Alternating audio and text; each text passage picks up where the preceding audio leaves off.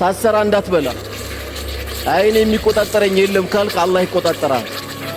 ቅድም የተባለውን ገንዘብ አንተም ዝም ብለህ እንዳትበላ ባልሰራው ወላ ፔሮል ላይ እንዳትፈርስ ስራህን በደንብ እንደውም ጨምረህ ነው መስራት ያለብህ። በእኔ የተነሳ አንድ ሽማግሌ አንድ አሮጊትን ያለውበት መስሪያ ቤት መድከም የለበትም ነው ማለት ያለብህ። የትኛውም ሰው ይሁን እያንዳንዱ ጎረቤቶቻችን ሰፈሮቻችን ያሉ ወንድሞቼና እህቶቼ አንድ እናት አካባቢ ላይ ስትخدማት ጡት ባታጠባህም አንተ በአይን ግን አሳድጋለች ልጄ ደህና ዋልክልኝ እያለች ነበር። እቺን ሴትዮ ነው እኮ የምትخدመው። ቁጭ ብለን ወንበር ላይ ምንሽከረከር ከሆነ ምን አይነት ዲግሪ ነው ያስከው? ምን አይነት ማስተር ነው ያስከው?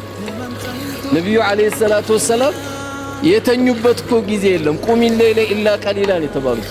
ሌሊቱን ቁም ትንሽ ተኛ ነው የተባሉት። እነ ዑመር ኢብኑ አብዱል አዚዝ ዳህ እስኪጠፋ ድረስ ዓለምን መርተውታል።